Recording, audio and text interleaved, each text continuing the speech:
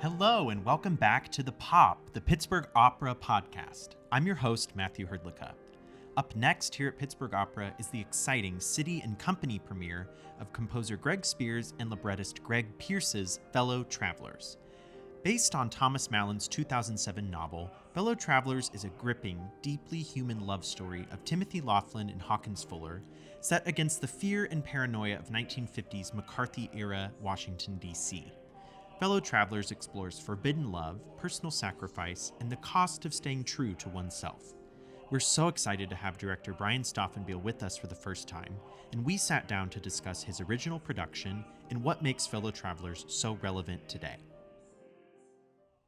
Hello, Brian. Hello, how are you? Welcome. Well, you've been here now, but welcome to Pittsburgh Opera. It's Thank you. Such a pleasure to have you with us. And it has been a pleasure the last week and a half. We're rapid fire. moving very quickly, yes, very quickly. I thought that to myself today. I was like, wow, they really are running. This is not the 1,600 meters. This is the 100-meter dash. Yeah, we've been sprinting the It's whole time. fantastic. Well, But how are you liking Pittsburgh? I love Pittsburgh, and I love the area that the Opera great. House is in, and I've been enjoying all the shops. Not Yeah. that I've had much time to do that. but Right. On my day off on Sunday, I did. Oh, And I fantastic. got to walk around. Yeah. Yeah, it was beautiful. There's a heartbeat quality to the strip and Strip, yeah. the businesses here, and it's really quite a privilege to be in the middle of it all every day. No, you feel the pride. Yeah. You feel the pride of Yeah. the businesses, and you come in and people are happy to see you, and Mm-hmm. it's clearly a lovely community. Love your neighbor. Yeah. Thank well, you, Mr. Rogers. Yeah, love your neighbor. Thank you, Mr. Rogers. Yeah. I saw there was literally a T-shirt with Oh, Mr. yeah. Rogers Oh yeah. on the strip just the other day. I mean, for sale. his influence is everywhere, which is one of the fine things about our city. I love. Couldn't agree more. Your first time here at Pittsburgh Opera, super exciting. You come to us from your own company, Opera Parallel. Opera Parallel, yes, which Yes. is a company in San Francisco that focuses on contemporary opera.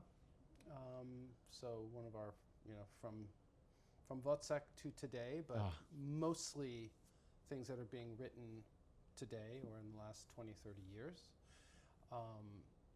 And we use a lot of technology to tell the story. So we've been doing projections and work with film ever since our conception 15 years ago.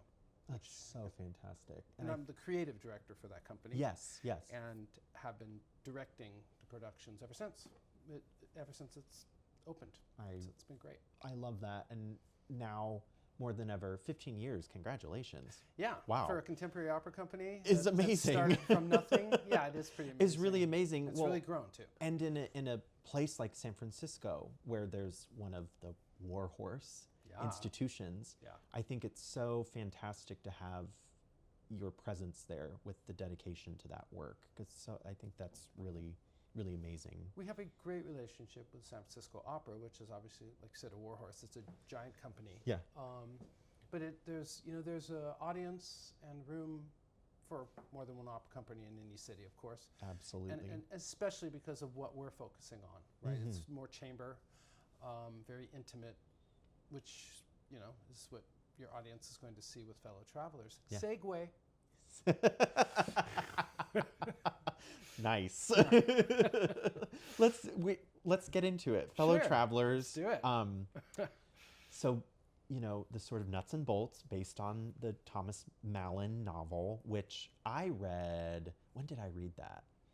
I don't remember what year it was. Fantastic book. 2007 is when it came out. When it came out, I think That's I written. read it early college, I believe. And fantastic book. Fantastic book. Fantastic story, sort of the perfect platform to build an opera off of. That historical novel, which really starts to inform you about what was happening at the time, the McCarthy era and the Lavender Scare, which was a part of that, which we can talk about. Yeah. But it's kind of the perfect, take these fictional characters, but then bring in who are the leads, but then bring in real people who existed at the time who were really affecting the States and the world, really, and sort of mix it all in to have this tragic love story of two people who fell in love who couldn't be together. Couldn't be in love, yeah. Because they were gay. Yeah. No, And I think... it breaks your heart. Oh. The story breaks your heart. This opera, I first saw this opera, that would have been 2021 maybe, or 2022 at home in Des Moines. Ah. And I was so sad. Oh, I was so sad. But I'm so happy to come back to it now at this point in my life and have a new perspective on it, have the more historical context. And I think now more than ever, it's a very, very, very important story to be telling. Sure. There's nothing more relevant than to talk about a government that's purging gay people when Right. you have people renaming the ship of Harvey Milk, who was a hero. Yeah. On all kinds of levels. He was a hero because he was in the Navy. Right. And he was a hero Serviceman. because he was a fantastic politician and opened up possibilities for a whole generation of people who had been suppressed. Right. Right? That makes him a hero. Yeah. I agree. Where I hail from, San Francisco, he's beyond a hero. He's a legend, right? And we just did Harvey Milk the opera. Oh, fantastic. Yeah, and so that was a big deal too. Yes. Ironically, the weekend that they're renaming his ship, we're doing Harvey Milk the opera. No way. It was. Oh, I just got chills. It was really intense. It was intense, and the cast, the cast was very upset and motivated at the same time. Yeah. A little bit like this piece. Yes. Right, when you finally get rid of Don't Ask, Don't Tell, which was basically Clinton's version of undoing the executive order 10450, which barred homosexuals in 1953. 5,000 people were fired in 1953 from our government because they were gay. My goodness. 5,000. And it took until 1995 to sort of fix that. Wow. Okay, That's so we think progress, but really, Right. I'm not even sure if that I consider that progress. Yeah. Then we finally get there. Here we are in 2025. People are trying to undo that, and these are our fellow citizens. Yep. They're not criminals. No. Right? Everybody knows a gay person. They've got a gay uncle. They've got a gay sister. Yeah. It's just part of nature. It's a part of life. Look at nature. Yeah. It's there. Give me a break. So, instead of just seeing everyone as fellow brothers and sisters and moving on, we've got a witch hunt happening again. Right. Let alone transgender people. That's a whole other subject, who are really vulnerable. Absolutely. So yeah, this is relevant. You bet. Oh, totally relevant. Yeah. And I think in reading and I won't give them all away, your fantastic director's notes, That's a reason to come to the opera, so you can read the Yes, director's absolutely. notes. They are fantastic. I read it and was like, oh, wow. He really has thought about, which is really cool, and we have to talk about. Sure. Talk to me about when you first came, when did you arrive at this piece, and take me through your initial reactions to it and what led you to design the production. So OP spends opera parallel, we call it OP, spends a lot of time picking its pieces because we don't do 5 or 6. We just do 2 main pieces, and then we do a kind of family and or outreach type of opera. Our main pieces can be big. We've done everything, like I said, from Harvey, which is a very large piece, Dead Man Walking, pieces of that nature. But we like to do things that are relevant. We also like to give a second performance and or third performance. What I mean by that is a second production, or one that is newly fleshed out. Not doing someone else's production, but Right. a new interpretation Truly of original. a productional. Yeah. Of pieces that need to be seen again. And so I went to the opening of this piece. I traveled to Minnesota for the second production, and really love it on all levels. I think it's a great story. I love the music. Being a musician, I really relate to it. Yeah. And the company really thought it not needed, but deserved, right? Because the other productions were fantastic, but just deserves another interpretation. Yes. And one of the things about success is not, oh, my production was done once, the same production went all over the world 30 times, but that's it. Success is, do companies actually take a piece and reinterpret it? Yeah. It's the reinterpreting of an opera that makes it enter the canon, not the fact that Yes. one production has gone on so many times, which is wonderful when that happens, don't get me wrong. That's great. But the canon is about many people interpreting your work. Oh, I think that's so profound. And personally, for me, when I've talked with colleagues, patrons, everyone about this show, the thing I've come back to is this is really a contemporary opera that is canonized now, I feel. Yeah, it's very close. In the canon. Yeah, I do think now, especially with, well, this was such an honor to be, an honor to us to have, Christopher bring this. And I know Christopher has wanted to do this for so long. I know he has, but he could have chosen other productions, So I recognize that he chose our production. Yeah. He came and saw it, he liked it, and he brought it. So that's an honor to be asked. That's how I feel. Oh. And I do believe that by it now having the big tour that it's having, again, super important that people are seeing this all over the country. Our version, Minnesota's version, people are, it's been done at a few colleges. People are starting to realize this is a masterpiece. It's a masterpiece of an opera that needs to be done frequently and will be, I believe. Oh, You're me correct. too. Me too. Well, and I think musically, not to veer away, but musically, it's so interesting. I think it's very cinematic. Absolutely. Lyrical.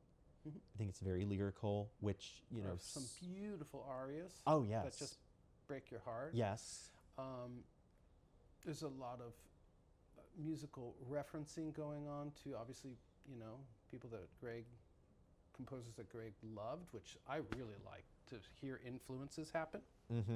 Or hear influence in composition. There's a lot of motivic work so you really feel like, oh, that's coming back. And yet that's a subtext of the emotion, even though someone else is singing. If they're talking about Hawkins Fuller, but his theme is there. That's very Wagnerian. Actually started with Mozart, but that idea of motif, and he uses that a lot, and then subconsciously it's very powerful. And it's important, in the midst of this time we're in as an industry where we have to move forward, we have to find new ways to engage, tying in those traditions, those tried and true traditions, which really do work. I mean, motivic writing and things. Accessible music too. Yeah. I love scratchy, hard music to listen to. Well, Wozzeck, bring it on. Bring it on. But I've also, when you do something like that, a lot of people leave. I love the production, but I couldn't stand the music. Sure. Right. I mean, I've heard that many times because of what we do. Sometimes we do music that's really, unless you're used to it, like an acquired taste, it's challenging. Yeah. This is not that. This is very accessible, beautiful, and pulls you right in. Yeah, it's very energized. And I like what you say. It does feel, it feels like a play. Yeah. And it feels like the music, I mean, it is an opera, but the way it's structured feels like a play. It's so intimate, conversational, yet beautiful lyric moments, like you said. Very, feels like watching a movie. The way, I swear, the way these guys are acting, it feels like a movie. Yeah. I mean, I cried this afternoon during one of the scenes, so this afternoon we did, in opera, sometimes you'll just, if you're ahead of the game, you can say, hey, let's just do let's just practice all of our moves where the sets are going, right? And so you don't have to overdo it, save it for tonight when we're doing a room run. and they just couldn't help themselves. They're getting into it, Yeah. and and then we're all getting pulled into it, and so it's very emotional. It's just that kind of piece. Yeah. Pulls you right in. Oh, totally. I mean, I think about there are 3 moments of the piece where it's just like, oh my God. Yeah. Of course, the ending, but even just what I love about this piece is it's so relatable. The text is so clear. The relationships are very clear, Yep. which I always think is so critical to a piece landing. And these people are so relatable. They are. It's the human We condition. know these people, right? Yeah. I mean, it's a very specific time and setting, but we know these people. We know these Absolutely. personalities. Absolutely. And I really love that about this piece. Yeah, you're right. We do know these personalities. There's some archetypal personalities in there, nasty people, people who were dodging, their own responsibilities. And then there's the love affair that never worked out that everybody can kind of relate to, right? Where you've had your heart broken, Absolutely. and sometimes for the wrong reason. Yep. And we were talking about before we started taping this idea of seeing men in love on stage. So important. And how important that is because there are men amongst us who are in love, Yes. right? And that is part And of always have been. society. And always have been. Always have been. And you just go right back to the Greeks and figure that out, right? And that's the. It's always been there. But it's the beginning of Western, what we call, Western culture, right? And it's great to sit in the audience and have people who might be uncomfortable with it see it and on some level, because it's so tastefully done, relate to the love that's happening, relate to the human condition struggle that's happening on stage. And that helps. At the very least, it brokers a conversation, which is what we're trying to do, right? We're trying to get people to walk away and have conversations about life. Amen. I've Right. had so much thought about that recently. I'll bet. In about audiences really soaking in what they're seeing and gathering their own opinions and thoughts on it. Yep. Not the thoughts and opinions they feel like they should have. Sure. Did you like what you saw? Did it affect you? What was it about it? Or did you not like what you saw? Did you that not like story, it? Did you And not why like that didn't you story? like And that's it? okay. It's okay to see a movie, go to a play, read a book, watch an opera where the story makes you feel a little sad or you disagree with the outcome or whatever it is. But it's a way to it's something you experience and you can talk to people about it. Yeah. You can. This piece garners that conversation. Oh, absolutely. There's nothing better than when people leave and they disagree about what happened in the opera. Right. That's not about the storytelling. It's about the person interpreting the opera as they watch it. Right. Because there's 2 things going on. There's my or your interpretation as we're making something, and then there's the person in the audience interpreting what they're seeing through their world experience. They walk away with it. You can't control that. Right. And then there's conversation. Yeah. If you do it well, if the whole thing comes together well. Yeah. So. And that invites the entrepreneurial spirit of an audience that you just hope to see. People who are really, really comprehending, digesting what they've seen and responding to it with their friends, with their family, with people they don't even know. In some ways, there's a responsibility to respond. If people if you're going to something and people have put so much, the amount of energy we put into creating an opera, Absolutely. it's unbelievable. If only people knew. They have no clue, and that's fine. That's life. But the amount of energy, it's unbelievable. The forces behind. Right. So when you go and you see it and it's done. So I call opera the ultimate additive art form because of where we start with a room that's often taped out in a piano, and then you start singing it, and then you put it all together, and then you add props and costumes. I mean, the list, and then by the time you're in there, you've added, literally 15 different elements with lighting, sets, projections. And as an audience member, you go and you see that, it feels like to me when I'm an audience member, I have a responsibility to at least engage with what I've watched and let it move me or let it affect me in a way that makes me think. That's me. I mean, some people, they just want to be entertained. Yeah. God bless them. But, you know. Totally. But there are nights, there are nights I go to, not just opera, theater in general, and I'm like, oh, I just want to laugh. And there's totally, that is wonderful. That's true. I think you have to pick your poison, though. You got to pick your poison. So when we all have moments where we worked our derrieres off, right? Worked the butts off, and you just need to chill out, watch something stupid, or just read a bad book, or whatever. Yeah. Listen to music. Yeah. But this is a piece that's about history and engaging history and how history imitates itself. How history rhymes. Yeah. How it rhymes. It doesn't repeat, but it rhymes. It does. And I think one huge element with our production here is that we have all 6 of our resident artists in this cast. Brings tears to my eyes. I know. And they are unbelievably talented. It is. Again, it's kind of a miracle that you had what you needed to pull this off and not have to hire a lot of people. But it's not about not having to hire people. They are exquisite. Yeah. Exquisite. I've taken this piece to a place with them. They have brought to the table, somebody's singing in the background right now, beautiful. They have brought to the table all of their hard work and interpretation. Yeah.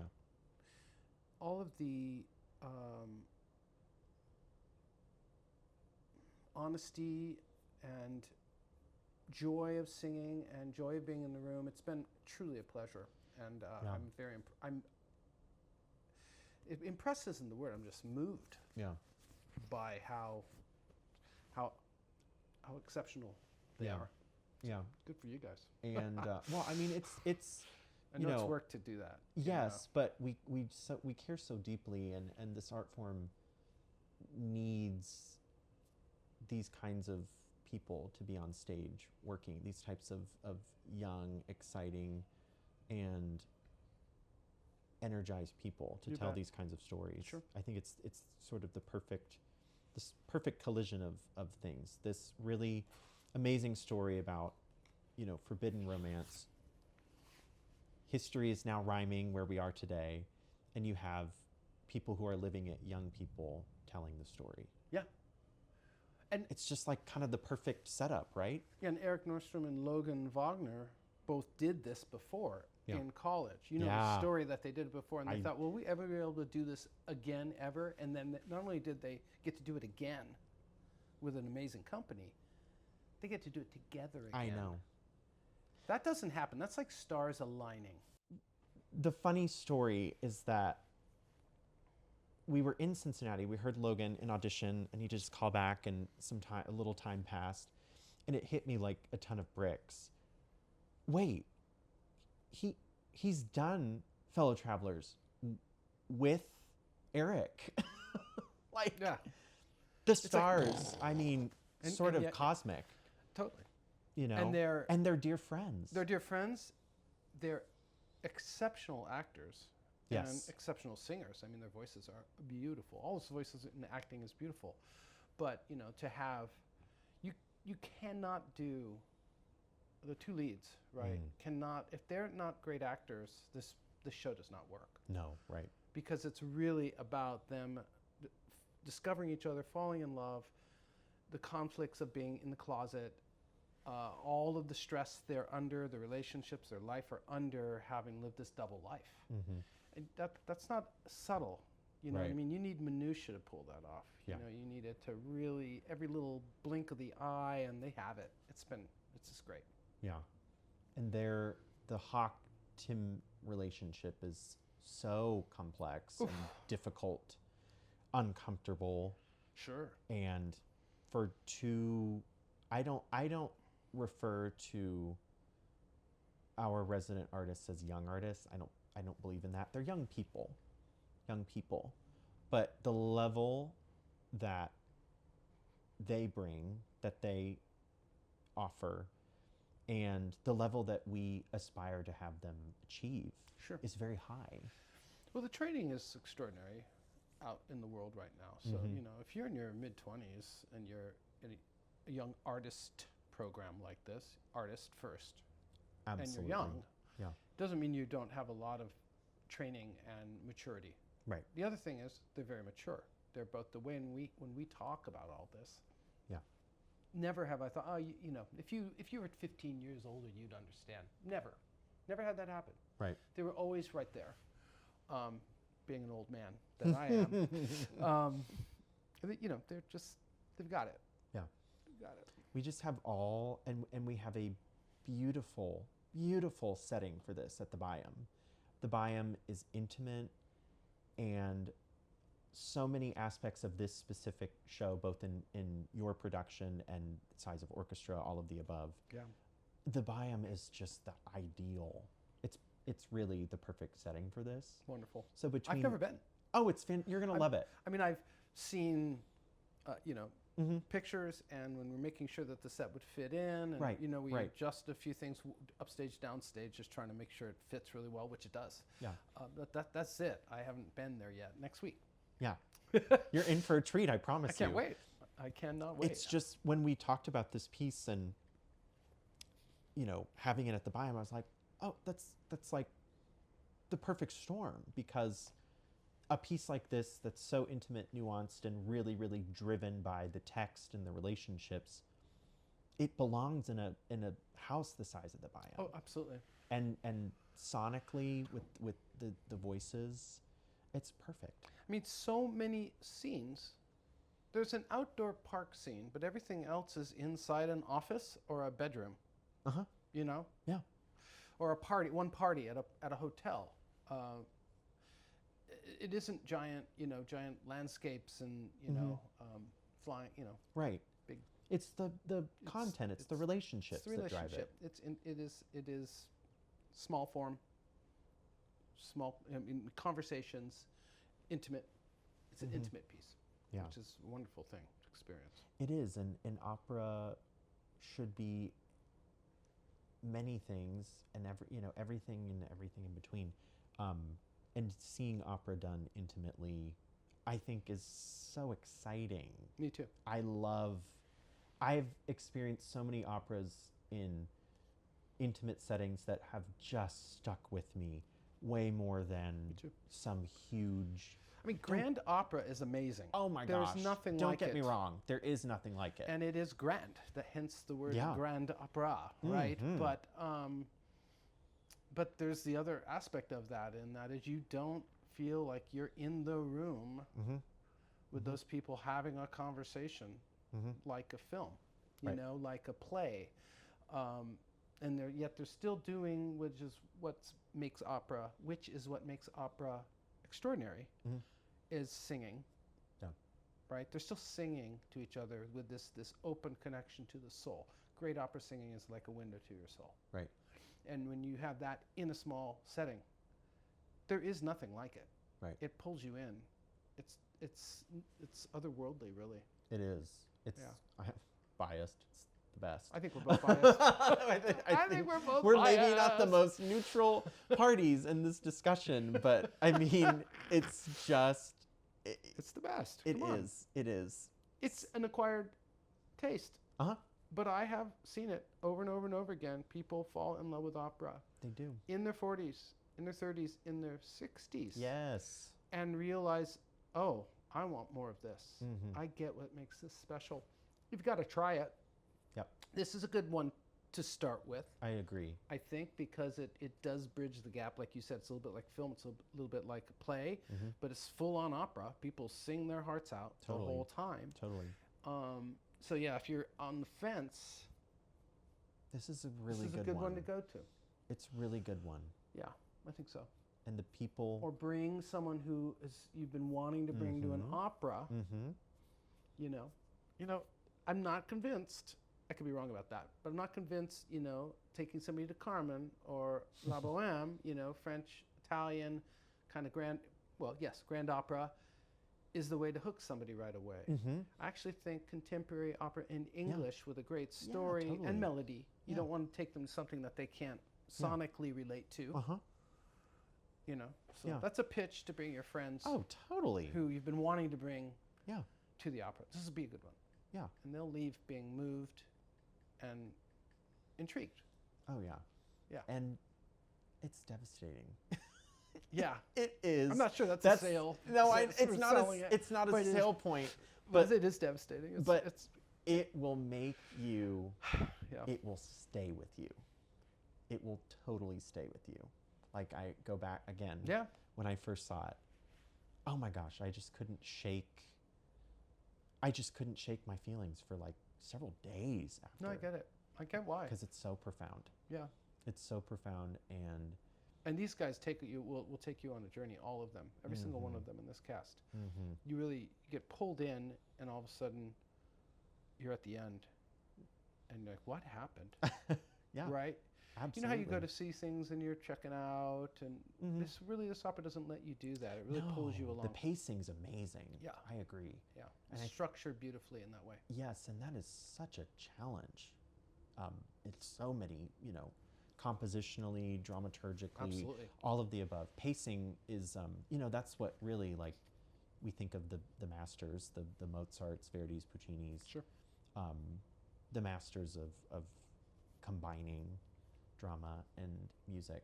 Sure. And it's just the hardest thing in the world to do. And that's another major factor, I think, in the canonization of this piece, is that it is so well constructed. Yeah, I agree with you. It really does. It really gets you to the end and leaves you. Yeah. Yeah, totally. Well, if people don't want to come see this,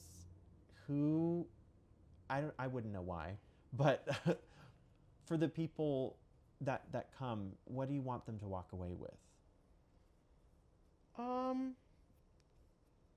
It's always a question I'm asked. Mm-hmm. And I mean, my goal is to tell a story well, Mm-hmm. and to craft it in a way that people are pulled in and they experience it to the end and they walk away. But I'm not sure if I want to say you know what I mean? I want them to be pulled in enough that they walk away and they've had an experience that makes them think about life and maybe other people's lives, right? Mm-hmm. Maybe how we all need to be a little more empathetic with each other and on both ends, because, it's easy to point your finger at both ends, but, right now we need to really be communicating. And how is it we can live in a society that does, controls other people in this way, that is so judgmental and, lacks any kind of empathy. Yep. So maybe I'd leave with just contemplating that because the story is so, so relevant. Well, I think that's a perfectly good answer. Okay. I think that's wonderful. I mean, I just don't want people, when I'm asked that question, what do you want people to walk away with? Sometimes I want to say, I have no idea. Sure. Because they have to, like, You want because them of to what we just have- said before. Uh-huh. Because they're interpreting it from their life experience. I don't know what they need from the piece. You want people to have an individual experience. I do. Well, maybe that's a good answer from now on. Thanks. Can I borrow that? Sure. Thanks, buddy. Please. Well, it's so great to have you with us, and I know Such pleasure. the RAs have been having, and our three wonderful guests, excuse me, they've been having so much fun, and I really am so excited for Pittsburgh audiences to see this story for the first time. Me too. It's so important. Yeah, it's And our community needs it. pleasure to be here. Yeah. This has been a pleasure, and we have it in a good place, and I do think people should try and come see it. Me too. Come on, guys. Come on down. Come on down to the Come on Byham. down. No, They won't regret it. Thank you so much. My pleasure. All right.